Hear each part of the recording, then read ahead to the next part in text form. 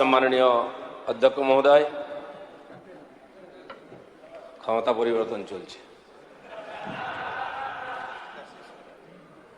এই পবিত্র সদনে বাজেট প্রস্তাব রাখার জন্য আমাকে অনুমতি দিয়েছেন। আমাদের দেশের যশস্বী প্রধানমন্ত্রীর অভিভাবকত্বে, আমাদের মাননীয় প্রধানমন্ত্রীর নেতৃত্বে আমাদের মন্ত্রিমণ্ডলের বরিষ্ঠ সদস্য বিত্তমন্ত্রী মাননীয় স্বপনদা যে বাজেট পেশ করেছেন, সেই বাজেট সর্বত্র সমস্ত ক্ষেত্রের সমস্ত পার্টির লোকের প্রশংসা কুড়িয়েছে। সেজন্য আমি আমার সতীর্থ মাননীয় স্বপনদা সুপ্তকে আরেকবার ধন্যবাদ জানাচ্ছি। দেশে পঞ্চায়েতের 70% মানুষ বাংলার, তারা আপনার মুখের দিকে তাকিয়েছিল, আপনি তাদেরকে খুশি করেছেন। আমার বিভাগ সেই যে বিশাল অর্থ 51,000 কোটি টাকার বেশি, তার সুচারুরূপে বিভিন্ন ক্ষেত্রে বিন্যাস করে বাজেট তৈরি করেছেন, যেটি আজকে আমি আপনাদের সামনে রেখেছি। যার পক্ষে বিপক্ষে 10 জন বক্তা বক্তব্য রেখেছেন। বেশিরভাগই বাজেটের সমালোচনা করার সুযোগ পাননি। ধান ভাঙতে শিবের গীত গিয়েছেন, সৌজন্যের কথা বলেছেন, গণতন্ত্র বলেছেন। যারা কোনোদিন এসব মানেননি তাদের কাছ থেকে আমার শুনতে হচ্ছে, কারণ আমিও 3 বছর এখানে ছিলাম। এই বিধানসভায় 3 বছর আমি ছিলাম। পশ্চিমবাংলায় প্রথমবার ভারতীয় জনতা পার্টি সাধারণ নির্বাচন জিতে যখন ঢোকে, সেই ব্রহ্মা বিষ্ণু মহেশ্বরের মধ্যে আমিও ছিলাম। আপনাদের অনেক ড্রামা আমি দেখেছি। আজ আমার খুব ভালো লাগছে, মাননীয় স্পিকার মহোদয় প্রথম বিরোধী নেতার নাম ডাকলেন, তিনি নাই দ্বিতীয় বিরোধী নেতার নাম ডাকলেন। আপনাদের ভাষণ আমরা চুপ করে শুনছিলাম। আমাদের একটু উৎসাহী যুব সদস্যরা মাঝে মধ্যে নিজের উৎসাহ দেখিয়েছেন, এটাও গণতন্ত্রের অঙ্গ, অবশ্যই দেখাবেন। আপনাদের 15 বছর শোনার অভ্যাস নেই বলে কষ্ট হচ্ছিল, আমরা তো শুনেছি, কিন্তু এখন শুনতে হবে পরিস্থিতি। তো আমি দেখলাম যে বিরোধীরা প্রথম, মাননীয় অটলজি বলতেন যে বিরোধীদের নিজের উঠোনে ঘর বানিয়ে দিতে হয়, যাতে আপনি ভুল করলে সে ধরিয়ে দিতে পারে। এটা বলা নয়, এটা আমরা করে দেখিয়েছি।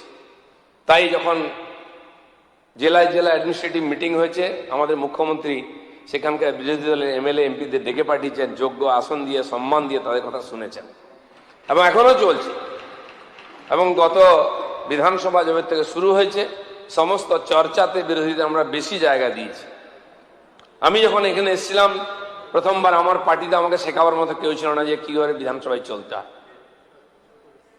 আর সেই সুযোগে এখানে আজ যারা ওপাক্ষে প্রায় বিলুপ্ত প্রায় প্রজাতিতে পরিণত হয়েছেন, তারা এইদিকে ঘিরেছিলেন চারদিকে। আমি ওই কোনায় বসতাম। আমাদের তখন বিরোধী পক্ষ আর সপক্ষ বিপক্ষে বলা হতো যে সরকার পক্ষ 60% সময়, বিরোধী পক্ষ 40%। তৎকালীন আমাদের মাননীয় অধ্যক্ষ আছেন, তিনি তাই হতো, কিন্তু আমরা ছাগলের তৃতীয় বাচ্চা, না এ পাশে না ও পাশে। আমাকে 3 মিনিট সময় দেওয়া হতো বলতে। আপনারা কেউ বলেছেন আজ পর্যন্ত বিধানসভায় 3 মিনিটে কোনো ভাষণ বলা যায়? আমি বলছিলাম একবার, তৎকালীন বিরোধীদের পক্ষের একজন ছিলেন চিফ হুইপ, তাকে বলতাম, এ পাশের চিফ হুইপকে বলতো যে আমরা কি ভেসে এসছি বানের জলে, আমরাও তো জিতে এসছি, আচ্ছা দেখছি দেখছি, এরম বলা হতো। আজ আমরা বলিনি দেখছি দেখছি, আপনি বলুন আমরা শুনবো, এটা আমাদের কালচার। আমি একদিন চিৎকার করে বিধানসভা বন্ধ করে দিয়েছিলাম। আমি বলেছিলাম হয় দিলীপ ঘোষ বলবে, না হলে কেউ বলবে না। অনেকে সাক্ষী আছে। এটা করতে হয়েছিল আমাকে, আজকে কিন্তু চিৎকার করতে হয় না। বলেন আমরা শুনি, এটা আমরা শিখি, এটাই গণতন্ত্র, এটা আমাদের কাছ থেকে শিখতে হবে। ব্যক্তিগতভাবে আমি রাজনীতিক শিকার কতবার হয়েছি আমি মনে জানি না, কিন্তু কখনো বিধানসভায় আমি বলিনি যে আমাকে মেরেছে, আমার গাড়ি ভেঙেছে, কেউ বলতে পারবে না। আমি রাস্তায় দাঁড়িয়ে রাজনৈতিকভাবে তার প্রতিকার করার চেষ্টা করেছি, তাই আমরা আজকে সরকারে এসেছি, আপনারা ওখানে গেছেন। এই রাস্তা আমরা পার হয়ে এসেছি। অনেকে বলতেন আমরাও মার খেয়েছি। আচ্ছা, মার খেয়েছেন বলে আপনি যাকে ইচ্ছা মারবেন? কাউকে না মারতে হলে বাড়িতে এসে নিজে বউকে মারবেন? এ কালচার কোথাকার? মারামারি বন্ধ করার জন্য লোক আপনাকে জিতিয়েছে, নতুন করে মারার জন্য নয়। একজন বড় বড় দার্শনিক কথা বলছেন, মাননীয় সাবিনা ইয়াসমিন। আচ্ছা, বলছেন গণতন্ত্র সৌজন্য মন্ত্রীকে পাঠ দিচ্ছেন, এখানেও তো অনেক কথা শুনেছি আমরা, বাইরের নির্বাচনের আগে পর্যন্ত যেসব কথা শুনেছি আমরা। আমি বলেছি, আমি ভার্চুয়াল মিটিং করেছি আমার ডিপার্টমেন্টের প্রধানরা যখন আসতেন না, 2610 জন প্রধান আমার কন্ট্রাক্টে যোগ দিয়েছিলেন, বিধায়করাও ছিলেন, শুনেছেন। আমি বলেছিলাম জনগণের কাছে আমরা দায়বদ্ধ। আমি বিধায়ক হতে পারি, মন্ত্রী হতে পারি, প্রধান হতে পারেন, জেলা পরিষদ হতে পারেন, মানুষ আমাদের ভোট দিয়েছে পরিষেবা পাওয়ার জন্য। একজন প্রধান যদি না থাকে, 24 ঘন্টার মধ্যে ডেথ সার্টিফিকেট না লিখলে সে মৃতদেহ জ্বালানো যায় না। আপনারাও জানেন গ্রামে এটা হয়। বার্থ সার্টিফিকেট চাই, ইনকাম সার্টিফিকেট চাই, রেসিডেন্সিয়াল সার্টিফিকেট চাই। উনি বলছেন যে সর্বোপরি একটা পঞ্চায়েত আজকে হচ্ছে সর্বসার্বভৌম, খুব ভালো কথা। তার পঞ্চায়েত যদি 3 মাস 4 মাস প্রধান যদি উপস্থিত না থাকে, তাহলে সাধারণ মানুষ কি পাবে? আমি বলেছিলাম জনগণ আপনাকে পরিষেবা চাই বলে আপনাকে জিতিয়েছে। আসলে ওনারা জেতেননি। ইলেকশনে আপনারা নমিনেশন করাতে গেছিলেন, পঞ্চায়েতে অভিজ্ঞতা আছে, গুন্ডা আর পুলিশ মিলে আমাদের মেরে বার করে দিচ্ছে, নমিনেশন করতে দেয়নি।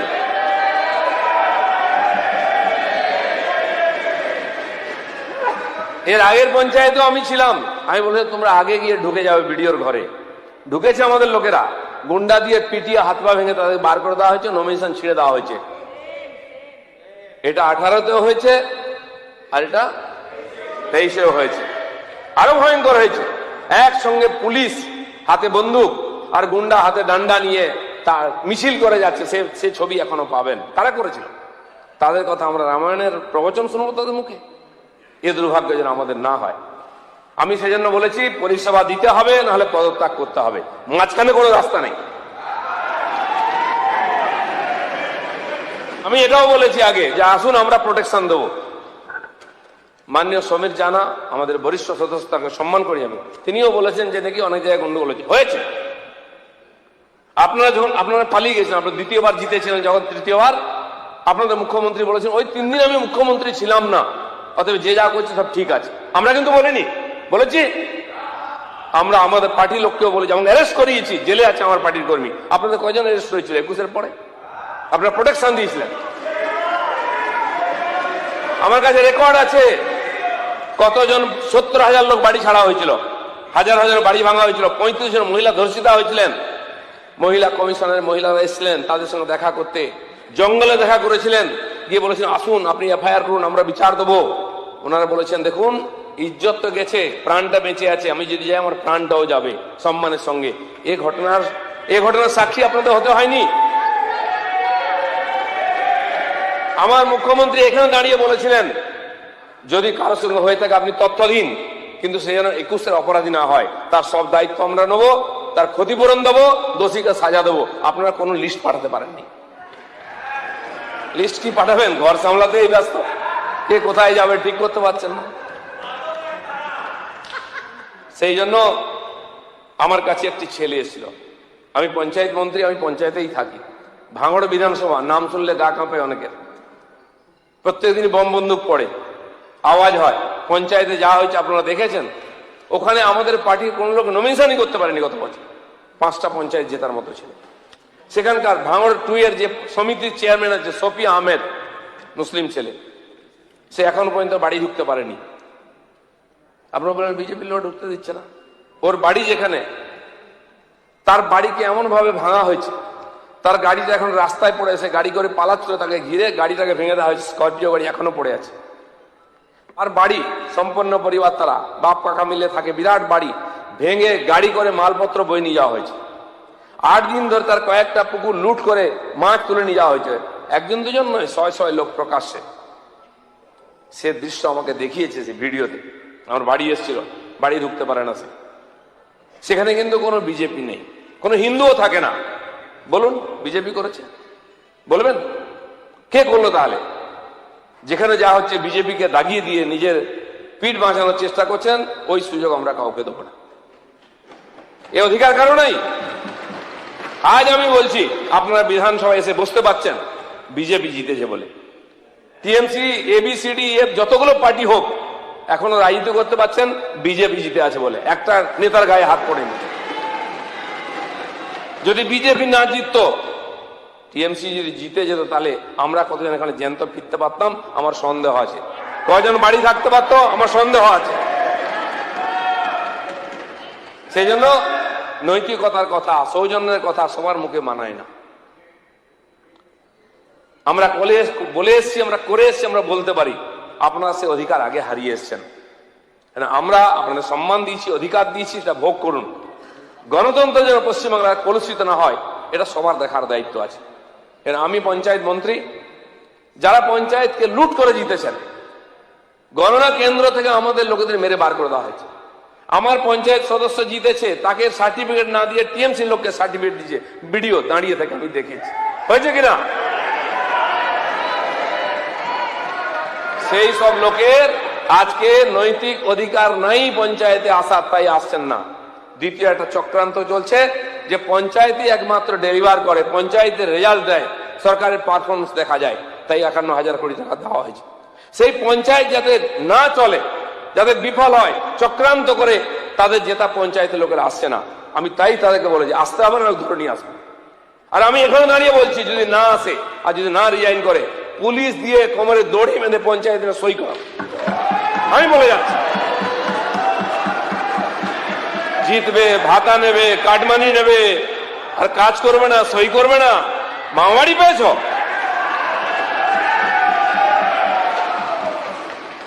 আমরা চাই মানুষের অধিকারকে সংরক্ষিত করতে।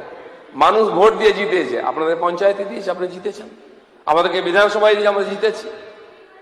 সেই জন্য সবার দায়িত্ব এই সমাজের যে 10.5 কোটি লোককে তাদের পরিষেবা দেওয়া। গণতন্ত্রের প্রথম কথা এটা। আপনি কি জিতেছেন, কোন পার্টি করেছে আমার দেখা দরকার নেই, রোজ পার্টি পাল্টায় এখানে। কিন্তু জনতা কি দোষ করলো? কেন্দ্র সরকার এত বছর পরে এই বাংলাকে উন্নয়ন করার চেষ্টা করছে। গত 4 বছর ধরে এখানে নারেগাকে লাগু হয়নি, তার কারণ কোন নিয়ম মানা হয়নি। আজ কেন্দ্র সরকার আমাদেরকে যথেষ্ট টাকা দিয়েছে, গরিব মানুষের হাতে যাতে টাকা পৌঁছায়, সবচেয়ে বেশি টাকা দিয়েছে, আপনারাই বলেছেন। সেই টাকা আমরা চাই গরিব মানুষের হাতে যাক। জি রামজি যে নূতন প্রকল্প এসেছে, তাতে কিছু আইনের পরিবর্তন হয়েছে। আমরা চাই সেই আইনটাও শেখাতে হবে পঞ্চায়েতের যারা সদস্য আছেন, প্রধান আছেন। আগামীকাল থেকে 4 দিনের জন্য আমরা প্রশিক্ষণ করছি। দিল্লি থেকে টিম আছে, সেক্রেটারি আসতে চান, মিনিস্টার আসতে চান, শিবরাজজি। আমরা কনভেনশন সেন্টারে পঞ্চায়েতের সেক্রেটারি থেকে আরম্ভ করে ডিস্ট্রিক্ট লেভেলে অফিসার পর্যন্ত ডাকছি, 4টে জনে 4 দিন, 21, 22, 23, যাতে তারা ট্রেনিং নিয়ে গিয়ে জেলায় নিজের মহকুমা ব্লক স্তরে সবাইকে ট্রেনিং দিয়ে এই কাজটাকে সুচারুরূপে করতে পারেন। সারা ভারতবর্ষে কাজ শুরু হয়ে গেছে, 70, 80%, 90% ব্লকে শুরু হয়ে গেছে, পঞ্চায়েতে শুরু হয়ে গেছে। ওয়েস্ট বেঙ্গলে মাত্র 10-15% শুরু হয়েছে পঞ্চায়েতে। কেন হচ্ছে না? না প্রাধান্য নেই। তার মানে আপনি চাইছেন এখানে কাজ না হোক আর এই সরকারের বদনাম হোক, এটা হতে দেবো না। তার জন্য যা করার আমি করব, সরকার আমাকে দায়িত্ব দিয়েছে। আর আপনি যদি দায়িত্ব মনে করেন, আসুন পঞ্চায়েতে বসুন, সমস্যা হলে আমরা আছি। আমি বলেছি পুলিশ প্রোটেকশন দিয়ে নিয়ে আসুন। আমার সমস্ত এমএলএ কে আমি বলেছি, আপনারা যান, প্রধান যার হোক তাকে ডাকুন, বসান, তাকে দিয়ে কাজ করান। মাননীয় সমীর দা আমার কাছে এসেছিলেন, আমি আপনি সিনিয়র মেম্বার, ওখানে আমাদের কোনো পঞ্চায়েত নেই, আপনি সিনিয়র এমএলএ হিসেবে ডাকুন ওদেরকে, আমার পার্টির নেতাদেরকেও ডেকে পাঠান। গন্ডগোল করলে আমাকে বলুন, কে কত বড় নেতা আছে আমি দেখবো। পঞ্চায়েতের কাজ যেন না আটকায়, আপনি বসে কাজ করান। প্রত্যেকটি এমএলএ যারা আমার সঙ্গে দেখা করছে, আমি প্রত্যেককে বলেছি আমরা কাজ চাই। নির্বাচন হয়ে গেছে, রাজনীতি শেষ, উন্নয়ন চাই। কিন্তু তারপরে যদি কেউ না আসে, তার দায় কে নেবে? জনতাকে আমরা বঞ্চিত হতে দেব না। এই কন্ডিশনে আমরা ক্ষমতায় এসেছি, জনতার কাছে পরিষেবা আমরা পৌঁছে দেবো, সে যে দপ্তর হোক না কেন। সে যেন পঞ্চায়েত দপ্তর হচ্ছে সবচেয়ে বেশি লোককে বেশি পরিষেবা দেওয়ার জায়গা, সে পরিষেবা আমরা দেবো। তার জন্য আমরা বলা হলো যে নাকি আমলাতন্ত্র চলবে না। একমাত্র পশ্চিমবঙ্গ যেখানে পঞ্চায়েতি রাজের মধ্যে পঞ্চায়েতি প্রধানদেরকে বিল সই করার অধিকার দেওয়া হয়েছে, আর্থিক ক্ষমতা দেওয়া হয়েছে। ভারতবর্ষের কোথাও পঞ্চায়েত রাজের মধ্যে অধিকার নাই। তাই পশ্চিমবাংলায় পঞ্চায়েতের মধ্যে এত হিংসা, এত চুরি, এত মারামারি। আমরা এর পরিবর্তন করব, এই সপ্তাহে বিল আনবো, প্রধানদের হাত থেকে এই সিগনেটারি ক্ষমতা কেড়ে নেব, সেক্রেটারিকে ক্ষমতা দেবো, যাতে কেউ আটকাতে না পারে কাজ। কারণ পঞ্চায়েতের প্রধান পালিয়ে গেল, কাল দল পাল্টে নিল, আমি কাকে ধরবো?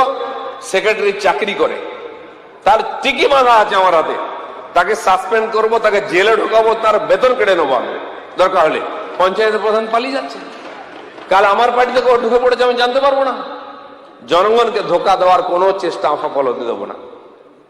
সেই জন্য এই বিল আমরা নিয়ে আসছি, আগামী এই সপ্তাহের মধ্যে বিল আমরা পাস করাবো, যাতে পঞ্চায়েতে কোনো কাজ কেউ আটকাতে না পারে। প্রধান আসবে, থাকবে, নির্বাচিত, তাকে কোনো আপত্তি নেই আমাদের, কিন্তু জনতার কাছে সেবা পৌঁছে দেওয়ার কোনো রাস্তা যদি বন্ধ করার চেষ্টা করে, তাহলে আমরা আইনের রাস্তায় গিয়ে আইনকেই হাঁটাবো। সে রাস্তা পরিষ্কার হয়ে গেছে, সে বিল আসলে আপনাদের সমর্থনে আমরা পাশ করব। সেই জন্য আমার প্রথম বক্তা বীণা মণ্ডল বলছিলেন, আমার পাড়া আমার সমাধান। শুনতে খুব ভালো লেগেছিল। আমার কি না কি হবে, কি হলো? শেষে সব জায়গায় বোর্ড, খালি বোর্ড আছে, না রাস্তা, না ফুটপাথ, না গেড়াকল, কিছুই নেই, টাকাও নেই। আর আমি তবু বলে যাচ্ছি, যদি কাজ শেষ না হয়ে থাকে, টাকা শেষ না হয়ে থাকে, টাকা থাকে, সেই টাকা সেই কাজেই আমরা খরচা করবো, একটা টাকা এদিক ওদিক হতে দেবো না। শেষ আমরা খরচা খবর নিচ্ছি। তো আমাদের পাড়ায় আমাদের সমাধান হয়নি, আমাদের পাড়ায় সমস্যা তৈরি হয়েছে, সেই সমস্যা আমরা সমাধান করব। মাননীয় দীনেনবাবু আমার পুরনো বন্ধু এবং পুরনো নেতাও বটেন, বিধায়ক, তিনি সাজেশন দিয়েছেন খেলার মাঠ, গোচরণ ভূমি, এ দুটোই ধীরে ধীরে লুপ্ত হয়ে যাচ্ছে গ্রামের এলাকা থেকে। খেলার মাঠকে কবজা করে নিচ্ছে, খেলাধুলা করার ছেলেপুলেও পাওয়া যায় না, খেলার সময়ও পাওয়া যায় না, মোবাইল নিয়ে ব্যস্ত।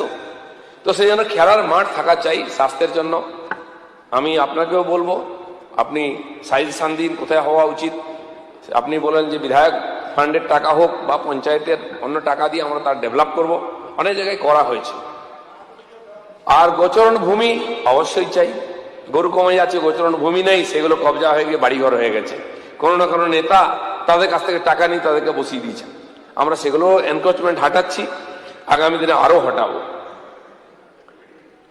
আর মাননীয় সমীরবাবু একটা সাজেশন দিয়েছেন, কঠিন বর্জ্য প্রক্রিয়াকরণ। এই ব্যাপারে নতুন টেকনোলজি এসছে।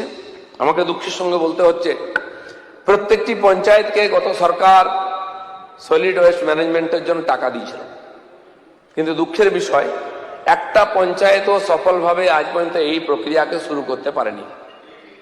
আমি খবর নিয়েছি, কে 4টে দেওয়াল দাঁড় করিয়ে টাকা মেরে দিয়েছে, কে আবার গাড়ি কিনেছে, বলছে ড্রাইভার নেই, গাড়ি কি করে চলবে। পুরো টাকাটাই অপচয় হয়েছে। আমি সরকারে আসার পরেই, আমি যেহেতু আইআইটি আমার এলাকায় পড়ে, অনেকদিন ধরে যাতায়াত, মাননীয় ডাইরেক্টর ডিনদের নিয়ে বসেছিলাম। আমি বলেছি দুটো জিনিস আপনাদের দেখতে হবে, pollution control, solid waste management. সারা দুনিয়াতে কথা হচ্ছে এই দুটো খুব বড় প্রবলেম। আপনারা যারা শহর থেকে এসেছেন সবাই জানেন, শহরে বর্জ্য ফেলার কোনো জায়গা নেই। আমরা দেখি কলকাতার বর্জ্য ধাপা বন্ধ হয়ে গিয়ে এখন দক্ষিণেশ্বরের দিকে যাওয়ার সময় বাঁ দিকে বিশাল বিশাল পাহাড় তৈরি হয়েছে। সেখানে একটা প্রক্রিয়াকরণ ইউনিটও আছে, আমি জানি না কতটা সফল, কতটা চলে, কত পার্সেন্ট সেখানে ডিসপোজ হচ্ছে। আমি খড়গপুর থেকে এসেছি, খড়গপুরেও এরকম একটা ইউনিট হয়েছে। একটা কোম্পানি শুনলাম 22টা মিউনিসিপ্যালিটির সঙ্গে কন্ট্যাক্ট করেছে ইউনিট করবে। আমি খড়গপুর আইআইটি কে বলেছি যে মেদিনীপুর খড়গপুর দুটো শহর কাছে আছে, আপনারা দুটো ছোট পাইলট প্রজেক্ট করে আমাকে দেখান, তাহলে ওই দুটোকে দেখে আমরা সারা পশ্চিমবঙ্গ জুড়ে এই ধরনের কাজ শুরু করব। তারা রাজি হয়েছেন, কালকেও কথা হয়েছে, অলরেডি এ ব্যাপারে কাজ অনেকটা এগিয়েছে, এমওইউ হয়েছে, সেটা আমার মনে হয় কাজ শুরু হবে। আপনাদের সহযোগিতা চাই, কারণ বিশ্বব্যাপী একটা বড় সমস্যা। আমেরিকা, ইউরোপের বহু দেশ তাদের বর্জ্য নিয়ে এসে সমুদ্রের মধ্যে বহু দ্বীপে ফেলে দিয়ে যায়। আমরা কোথায় ফেলবো? আমাদের এত লোকজন, এত উর্বরা ভূমিকে নষ্ট করতে পারি না। কিন্তু এটা বাস্তব যে এই ধরনের বর্জ্য এত বেড়ে যাচ্ছে, জৈব অজৈব তার মধ্যে পার্থক্য করার ব্যবস্থাই নেই। এ দুটো প্রথম পার্থক্য করতে হবে, আর তারপর সেটা প্রক্রিয়াকরণ, তার থেকে সার, তার থেকে পেট্রোল, অনেক কিছু তৈরি হচ্ছে আজকাল, সেটাও হতে পারে। সেই জন্য এই প্রকল্পতে সবাইকে একটু জোর দিতে, আপনি নিজের এলাকায় চেষ্টা করুন যেন বর্জ্যকে প্রক্রিয়াকরণ করা যায়। গ্রামাঞ্চলের জন্য মানুষের মল ইত্যাদিকে প্রক্রিয়াকরণ করার ব্যবস্থা তৈরি হয়েছে। একটি সংস্থার সঙ্গে আমার কথা হয়েছে, উনি যেমন বললেন যে যারা তুলে নিয়ে যায় তারা পয়সা নেয়, এখানে উল্টো, তারা একটা এনজিও করেছেন, তারা মল ইত্যাদি বাড়ি বাড়ি থেকে নিজেরা তুলে নিয়ে যাবেন। আর তার জন্য পঞ্চায়েত বা মিউনিসিপ্যালিটিকে তারা টাকা দেবেন, ট্যাক্স দেবেন, কারণ ওটাকে দ্রব্য কাঁচামাল হিসাবে কিনে নিয়ে যাবেন। ওনারা নিজেরাই সাফাই করে নিয়ে যাবেন, তারা প্রসেস করবেন, শুকনো আলাদা, জলটা অন্যভাবে ব্যবহার হবে, শুকনোটা সার হিসেবে ব্যবহার হবে। এই ধরনের প্রজেক্ট এসছে, সেটা আমরা ভেবে দেখছি। আমি আমাদের প্রিন্সিপাল সেক্রেটারির সঙ্গে কথা বলেছি, এগুলো আমরা 1-2 জায়গায় পাইলট প্রজেক্ট হিসেবে শুরু করবো, যদি সফল হয় বাকি জায়গায় করবো। আরেকটা আছে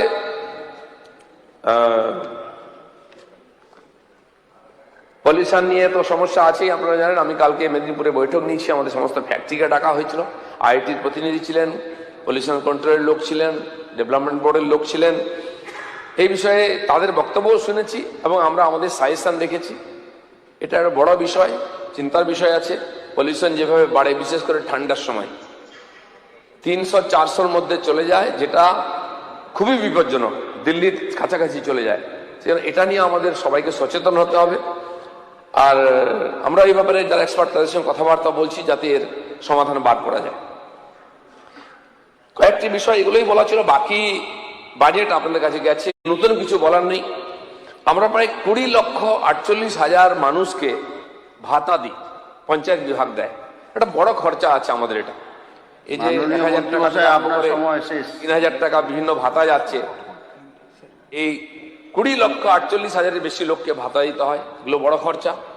এই ধরনের বিভিন্ন প্রকল্প নতুন করে আমরা বাড়িয়েছি, যাতে সাধারণ মানুষ উপকৃত হন।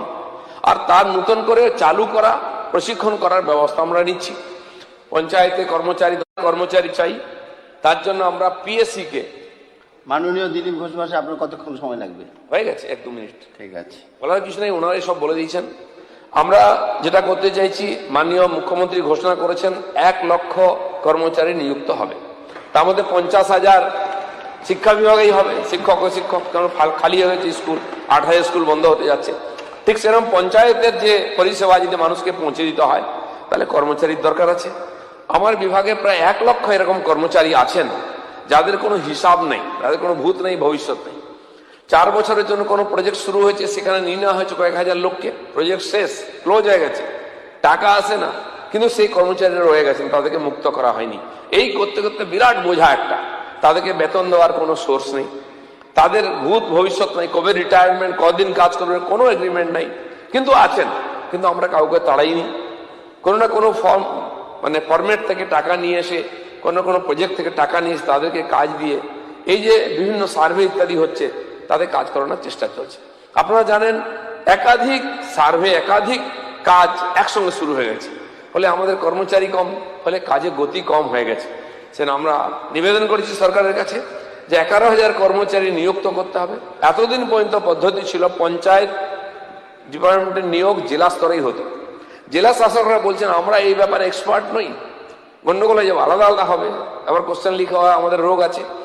সেই জন্য আমরা ঠিক করেছি যে একটা সংশোধনের মাধ্যমে পিএসসি কে আমরা এই পুরো দায়িত্ব দিয়ে দেবো। তারা পরীক্ষা করে সিলেক্ট করে আমাদেরকে দেবেন, ডিএমরা তাদের নিযুক্তি করবেন। তার জন্য একটা ছোট্ট সংশোধনী হবে, সেটা আমরা আপনাদেরকে জানাবো। এই কয়েকটি কথা বলার ছিল। আপনারা যেভাবে সহযোগিতা করেছেন, বিস্তৃত আলোচনা করেছেন, সমর্থন করেছেন, যেন সমস্ত মাননীয় সদস্য যারা বক্তব্য রেখেছেন এবং যারা উপস্থিত থেকেছেন, সবাইকে ধন্যবাদ জানাই।